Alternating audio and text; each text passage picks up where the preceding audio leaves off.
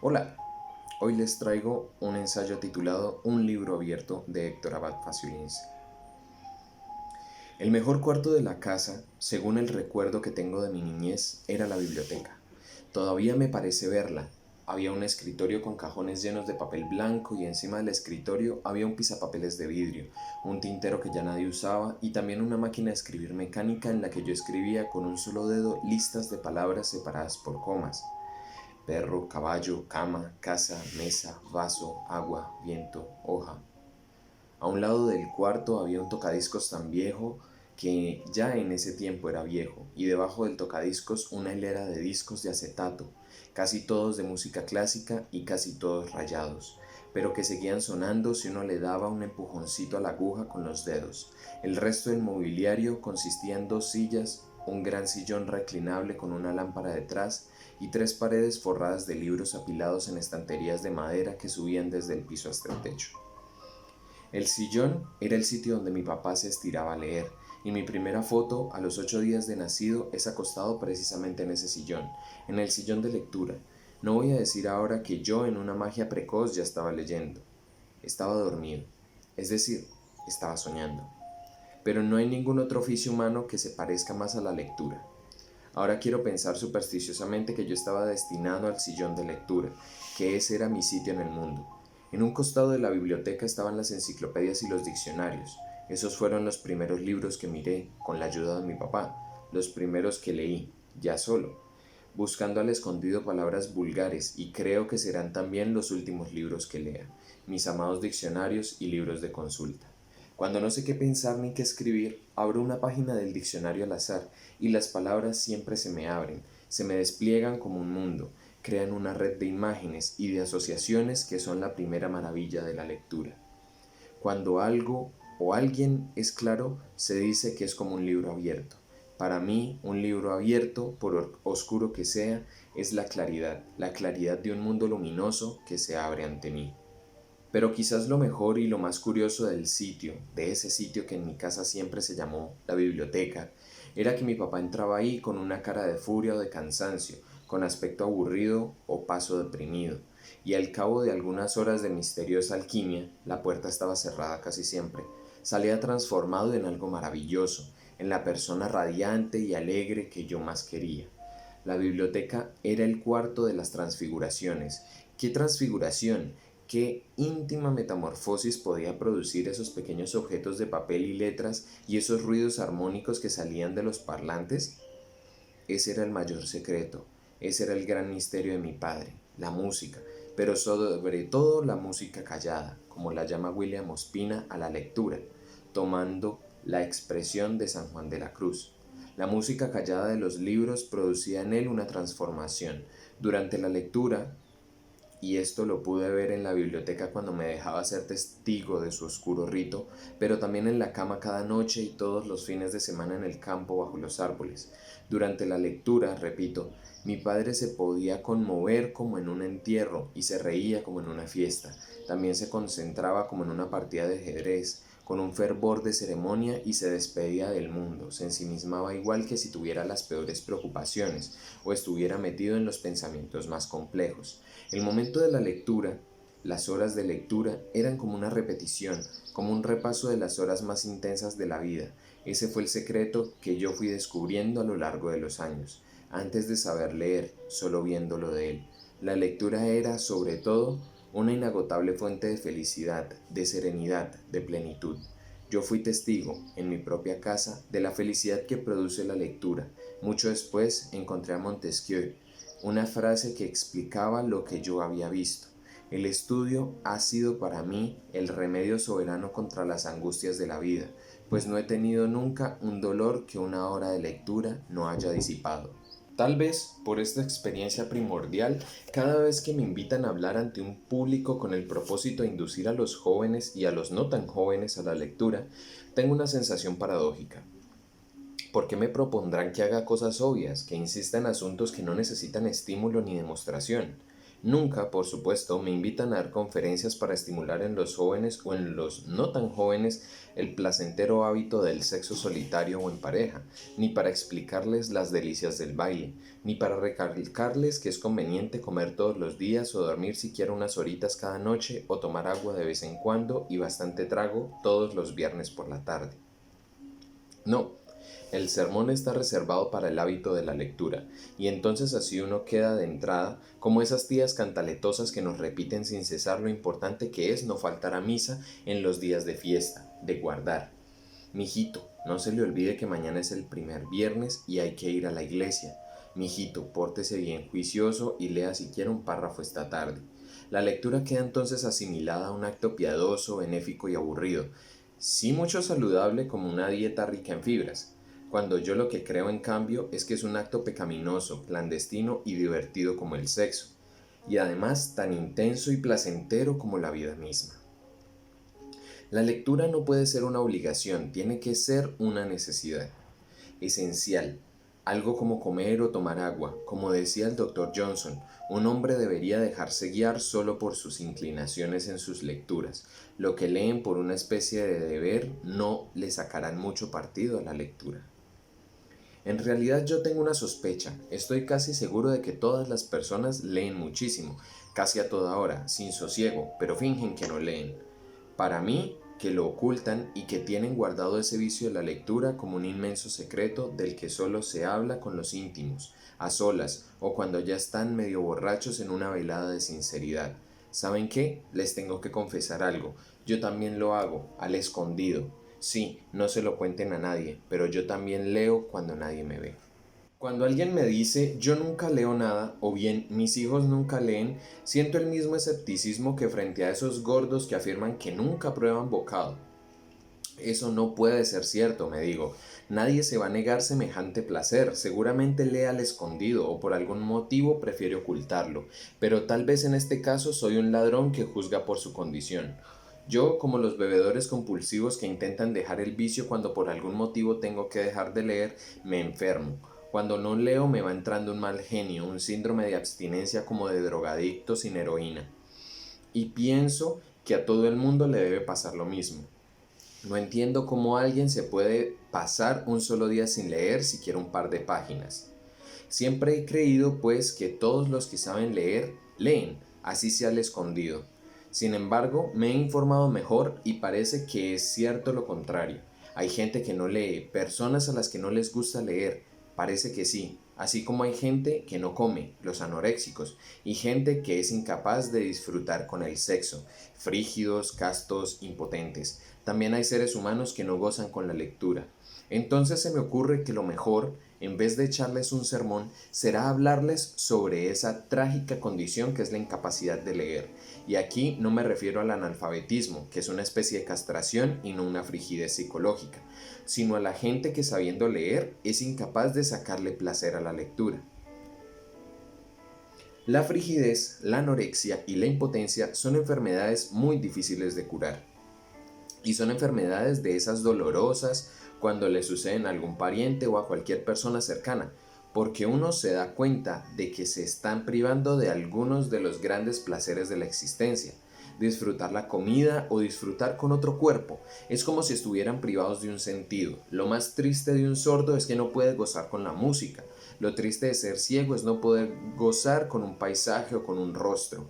También con alguien aquejado de incapacidad de leer, lo que se siente es lástima. Sin embargo, creo que hay tratamiento para esta desgracia y que se puede tratar con cuidado y con un buen pronóstico a mediano plazo. Tal vez lo primero que hay que decir es que no es necesario aprender a comer y que también para el sexo nacemos más o menos aprendidos. En esto la lectura, aunque la considero una necesidad primordial, es algo menos natural, menos genético que reproducirse o alimentarse. Congénito es tal vez, eso sí, el placer que sentimos de que nos cuenten cuentos, todos, los cultos y los incultos, los niños y los viejos, queremos que nos cuenten cuentos. No hay niño que no quiera oír la historia de sus padres, por ejemplo, y todos los seres humanos no hacemos otra cosa que contarnos cuentos, ya sea unos a otros o interiormente para nosotros mismos. Planear y recordar es contarse el cuento del futuro o el cuento del pasado. Entonces, ¿cómo iniciar a los más jóvenes en la lectura? A mí no me parece conveniente que las jovencitas pierdan la virginidad con un expertísimo como Casanova, ni creo que la primera experiencia de un hombre deba ser con la mejor discípula de Celestina. Ni la una ni el otro están preparados para semejante manjar. En el amor y en la lectura hay que empezar despacio, con lo que más se parece a uno mismo. Hay que empezar con un vicio solitario o especular. No sé si ustedes se habrán dado cuenta de que casi siempre los adolescentes, cuando tienen un primer noviecito o noviecita, eligen una pareja que físicamente parecen un mellizo de ellos mismos. Cuando uno es joven e inexperto, busca lo que no le resulta demasiado extraño. Darle un beso a una socia es como dárselo a sí mismo, a un espejo. Facilita las cosas, disminuye la impresión de la saliva, de la carne y de la piel ajenas. Por eso pienso que la mejor iniciación literaria empieza antes de la lectura, con los relatos de familia, con los cuentos que cuentan oralmente, la historia de los padres y de los abuelos. A todos los niños les fascina saber de dónde vienen, quiénes eran sus bisabuelos, cómo era el pueblo, el país o el barrio donde crecieron sus padres, cómo era el empedrado de las calles, la letrina o el baño, qué comían, dónde se acostaban. Los cuentos son anteriores a la escritura, y los cuentos durarán hasta después que la escritura se acabe, pues el último hombre que haya sobre la tierra no hará otra cosa que contarse a sí mismo el cuento de su desaparición sobre la tierra, si es consciente de ello, o de la desaparición de la tierra misma. Pensar muchas veces no es otra cosa que contarnos el cuento de lo que está pasando. Por eso la lectura es algo tan cercano, tan cotidiano, tan sencillo como comer. Es la prolongación de los cuentos que todos nos vivimos contando. Es lo más sencillo, pero es también la sofisticación de lo más sencillo. Nos gusta apresar el mundo mediante la narración. Yo puedo decirle a mi hija: el año que tú naciste, a los 2 meses de engendrada, ocurrió el desastre de Chernobyl, una central nuclear soviética, y sobre toda Europa se cernían nubes radioactivas. Las mujeres embarazadas y tu mamá estaba embarazada de ti. No podían tomar leche fresca porque ésta tenía isótopos de uranio en cantidades superiores a la recomendable, y podía ser peligroso tomar leche fresca para el feto, para ti que eras un feto. Uno quiere conocer su propia historia y como todos somos más o menos egocéntricos, no nos cansan los detalles sobre nosotros mismos. También la vida de los padres, de los abuelos, como les decía, o la vida de la novia antes de conocerla. El placer de la lectura nace desde antes de aprender a leer, por el placer de oír historias, por el placer de conocer el cuento de nuestra vida y el cuento de la vida de los demás. Estas son las historias en bruto, las imágenes o imaginaciones que todos nos creamos y contamos. Lo que se lee no es muy distinto a eso. Es eso, pero con un mayor grado de complejidad, de sofisticación, porque se supone que quienes escriben, cuando son buenos escritores, logran decir lo mismo que todos pensamos oscuramente, pero de mejor manera, de una manera tan distinta, tan hermosa o tan clara que parece otra cosa. Así como la culinaria no es más que la sofisticación de una necesidad primaria, la necesidad de alimentarse, y así como el erotismo es la sofisticación del instinto natural de reproducirse. Así también la literatura no es más que el arte decantado de un gusto natural, el gusto de contar historias. Pero decía hace un momento que no me parece necesario empezar con lo más sofisticado, Casanova o Celestina, sino con lo más cercano. Por eso concuerdo con quienes dicen que la enseñanza de la literatura no debe partir de lo más lejano en el tiempo y en el espacio, para llegar a lo más próximo, sino al contrario. Habría que empezar con lo más nuestro, digamos con los muertos, el barrio y los atracos. Si a uno lo criaron con chicharrón, no es conveniente que se dé un brinco culinario repentino y le pongan al frente de buenas a primera una coca repleta de caviar. Y no porque el caviar sea superior al chicharrón, lo cual es discutible. Pasa lo mismo al contrario, si a uno lo criaron con caviar a orillas del mar Báltico, no conviene que de un día para otro le presenten una bandeja llena de chicharrones, porque lo más probable es que no le gusten al cliente, y si le gustan, le produzcan un desastre digestivo. Con esto quiero decir que si uno nació en Medellín, no debe empezar leyendo a Robert Grillet, y que si uno nació en Borgoña, sus primeras lecturas no han de ser de San Antoñito y la Marquesa de Yolombó. Lo más fácil casi siempre es también lo más familiar, lo más próximo. Conviene empezar por lo más fácil. En general pienso que lo más fácil es lo más cercano, pero esto tampoco tiene que ser una receta rigurosa. Fácil es, en últimas, lo que a uno le parece fácil. A mí, y supongo que a todos, lo que me parecía más fácil no era ni siquiera leer, sino que me leyeran. Después, lo que más me gustaba eran las revistas de muñequitos, los cómics. Después salté a las mil y una noches, y de ahí en adelante ya sí me envicié a cualquiera lectura, a las lecturas más disímiles, raras y promiscuas, porque esta es otra de las grandes ventajas que tiene la lectura frente al sexo. En las lecturas uno puede ser promiscuo, infiel, polígamo. En la lectura nadie condena la infidelidad. Uno traiciona a Cervantes con Shakespeare o con Montaigne, cambia a Safo por Marguerite Yourcenar y nadie se mosquea, ninguno de ellos se revuelve en su tumba. Elías Canetti, que es un autor con el que mucho me identifico, en el sentido de que me gustaría ser como él, cuenta cómo empezó a leer en el primer tomo de sus memorias. Mi padre me llevó un libro, me acompañó a mí solo hasta el cuarto de atrás donde dormíamos los niños y me lo explicó. Eran las mil y una noches en una edición infantil. Papá me habló en un tono muy serio y estimulante. Me dijo lo agradable que iba a ser leer todos esos cuentos. Yo debía intentar leerlos solos y después, por la noche, contárselos. Cuando acabara el libro me traería otro. Me sumergí de inmediato en ese libro maravilloso y todas las noches tenía algo para contarle. Él mantuvo su promesa. Cada vez había un libro nuevo, y es así como desde entonces nunca he tenido que interrumpir, ni siquiera por un día, mis lecturas. Empezar leyendo lo más fácil y lo más próximo entonces, y próximo puede ser no solamente la cercanía geográfica, sino ese esquema probado y consolidado de los cuentos infantiles tradicionales. Un estudioso ruso, Vladimir Prop, descubrió a principios de siglo una serie de constantes en los cuentos fantásticos para niños, en los cuentos rusos, pero también en los cuentos orientales y en los de toda la literatura occidental y probablemente universal. Hay situaciones que se repiten por encima de los nombres de los personajes, retos, pruebas, objetos mágicos, estrategias matrimoniales, derrotas, victorias. Un libro como el de las mil y una noches, aunque muchos de sus cuentos sean para mayores de 21, conserva casi siempre ese esquema elemental que a todos nos gusta, a los niños y a los adultos. Cuando hablo de empezar por lo más próximo, me refiero a esos esquemas más elementales con menos ingredientes. Creo que eso es irresistible para cualquier persona, irresistible e infalible. No hay quien no le gusten estos cuentos, como no hay casi a quien no le guste, salvo casos rarísimos, el agua o las caricias. Tal vez algo que explica la falta de afición actual a la lectura tenga que ver con el hecho de que el cine y la televisión sacian en buena parte nuestra sed natural de oír cuentos elementales. Sí, es cierto, y así lo creo yo, que a todos nos encanta que nos cuenten cuentos, y que este gusto está programado genéticamente, porque quien oye cuentos aprende, y quien aprende sobrevive mejor en cualquier cultura. Hay una selección natural que favoreció hace cientos de miles de años a los humanos que tuvieron el gusto de que les contaran cuentos. Si esto es cierto, es posible que esa sed natural esté siendo saciada por los medios masivos de comunicación.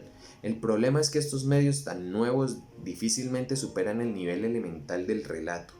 Esto desarrolla entonces cierto infantilismo literario en los actuales pobladores del mundo, porque los libros a veces van mucho más allá que la simple necesidad de entretenimiento y que los esquemas elementales de la narrativa.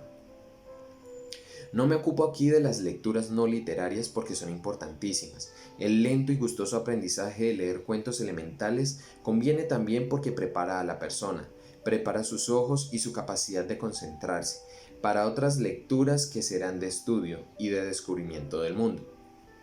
Cualquiera que quiera aprender seriamente cualquier cosa, desde medicina hasta economía, tiene que ser capaz de leer y de concentrarse por largos periodos de tiempo.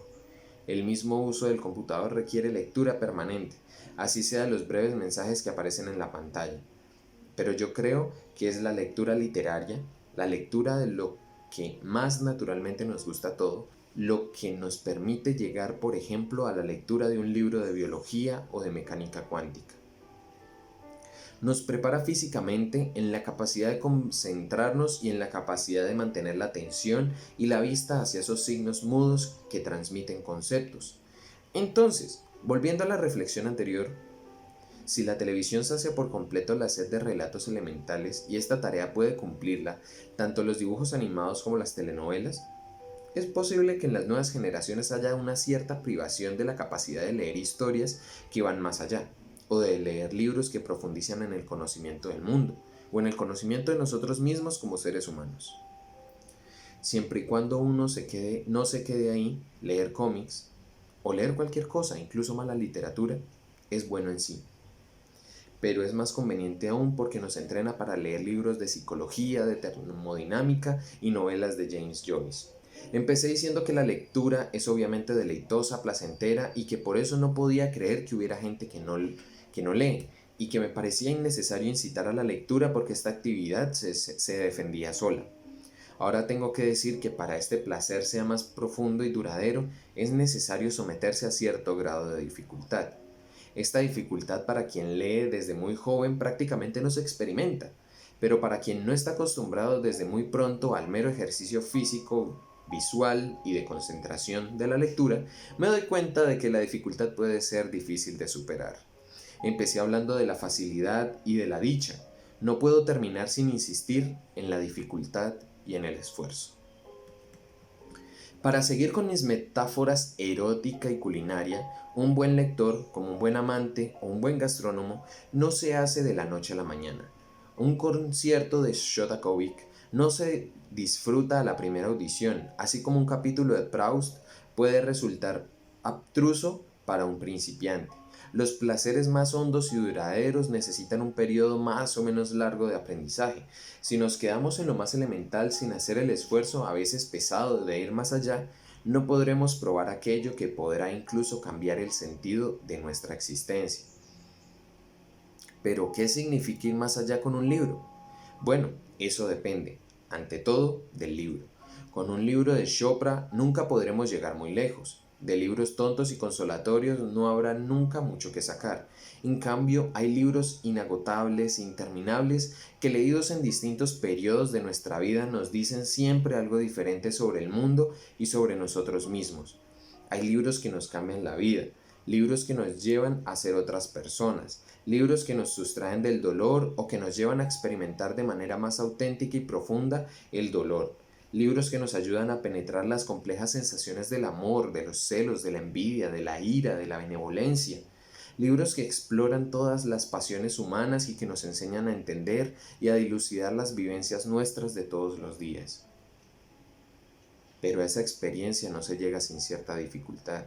Y esta dificultad solo se supera con lo mismo con que se superan casi todas las cosas, con tiempo e insistencia.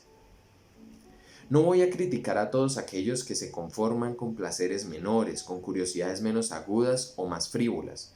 La condición humana es variada y muy difícil. Hay muy malas personas que son muy buenos lectores y personas buenísimas que jamás han leído casi nada en su vida, o nada. Lo mismo se podría decir de cualquier experiencia artística, la música, la pintura, la arquitectura, el paisaje. Tal vez el arte no nos haga necesariamente mejores, pero sí creo que el arte, y la literatura es un arte, le da un espesor, una calidad mayor a la existencia. La vida no dura mucho, es angustiosa y dolorosa a la vez, pero el arte es un recurso casi siempre muy barato y que además nos dura hasta el último respiro. Leer y mirar no cuesta casi nada. Basta no tener hambre para que leer, mirar y oír sean experiencias que llenen de sentido la existencia. Probablemente la existencia no tenga ningún sentido, pero es casi seguro que al menos tenga uno, así sea uno solamente. Existir vale la pena porque se sienten cosas. Y eso es lo que hace el arte. El arte nos hace sentir cosas, el conocimiento nos hace sentir cosas y nos hace sentirlas más, con más intensidad. Es decir, nos hace vivos doblemente. Hay dos maneras de sentir con gran intensidad, viviendo y leyendo. Y esas dos experiencias, además, se retroalimentan. Cuanto más se ha vivido, con más hondura se lee. Cuanto más se lee, con más intensidad se vive. El delicioso, pero al principio difícil arte de la lectura, nos hace sentir y nos hace pensar, porque es capaz de sacarnos de nosotros mismos. Un individuo, una persona sola, es casi siempre muy poca cosa, Gracias a los libros ponemos a prueba nuestra escasa experiencia del mundo con la múltiple experiencia de grandes hombres y mujeres del pasado y del presente. De ahí esa gran capacidad transformadora que tiene la lectura. De ahí también su gran fascinación. Lo primero que yo vi hacia los libros era que transformaban a mi padre, que me lo devolvían mejor de lo que llegaba. Yo, desde eso, me fabriqué una de mis pocas certidumbres. Los libros nos transforman, la lectura nos transforma. Y quiero creer que casi siempre nos transforman para bien, para más, para mejor.